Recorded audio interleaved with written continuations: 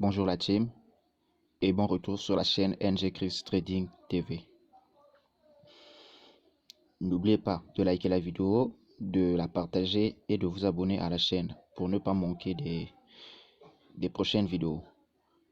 Dans les vidéos précédentes, nous avons appris à identifier des modèles de banque qui se présentent sous cette forme.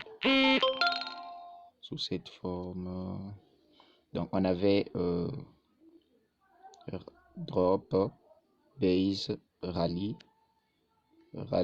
base, drop, rallye, base, rallye et drop, base, drop. Maintenant, au cours de cette vidéo, nous allons apprendre à identifier les zones de demande, de supply and demand de qualité. Donc, les zones d'offre et de demande de qualité. Rappelez-vous que tous les modèles de banque ne sont pas fiables. Tous les modèles de banque ne sont pas faits pour être tradés. Pour ça, il faut que ces modèles de banque puissent être filtrés. Et c'est ce que nous allons voir dans cette vidéo. Premièrement, nous allons identifier le mouvement du marché. Et c'est ça le but de la vidéo. En premier lieu, nous allons apprendre à identifier la force du mouvement. J'explique. Ici, nous avons un modèle rallye, base, drop. Et la bougie que nous avons, qui nous sert de base, c'est une englobante. Donc, une fois que nous avons détecté notre modèle, notre pattern qui est rallye, base, drop, la deuxième chose, c'est de déterminer le mouvement du marché. Ici, qu'est-ce que nous remarquons? Les deux bougies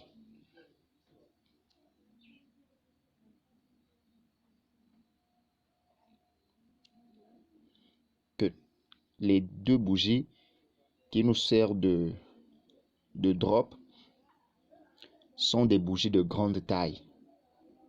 Et ce sont des bougies précises. Vous allez remarquer que le marché n'a pas mis du temps avant de descendre.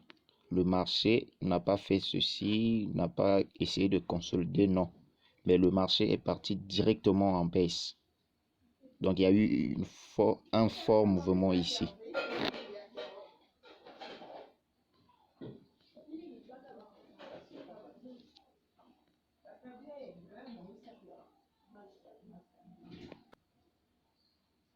Donc quand vous voyez ces genres de bougies, des bougies qui sont grandes et longues, sachez que c'est des banques qui agissent. Ils manipulent le marché.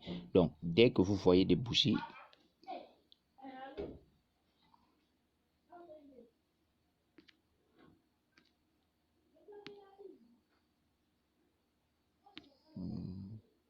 dès que vous voyez ces genres de bougies, sachez que ce sont des banques qui sont derrière ce mouvement. Et cela sous-entend que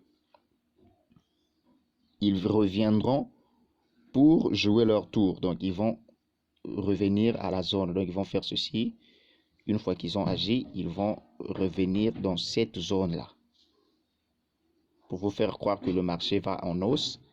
Et une fois que les gens vont acheter, eux, ils vont descendre.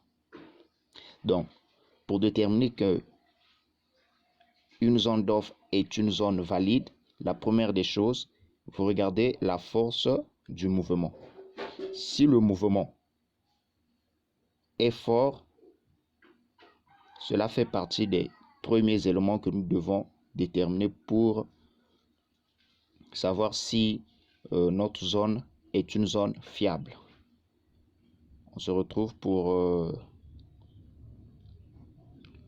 ça, c'est pour l'offre. Et vous allez remarquer qu'on a aussi une zone de demande ici. Donc ici, on a rallye, base, rallye. Donc notre base ici précède un fort mouvement du marché. Donc, vous voyez ce long bougie. Et le marché n'a pas mis du temps. Donc, le mouvement est fort ici aussi. Voilà pourquoi quand le marché est revenu sur cette zone-là, il y a eu une hausse. Donc, c'est la même chose pour tous les patterns, que ce soit drop, base, rallye, rallye, base, drop, rallye, base, rallye, drop, base, drop. La première des choses, vous allez identifier le mouvement du marché. Si le mouvement du marché n'est pas fort, évitez de prendre ce trade. Bien que ça peut être un modèle de banque, mais si le mouvement n'est pas fort, ne prenez pas ce trade. On se dit au revoir et à la prochaine vidéo.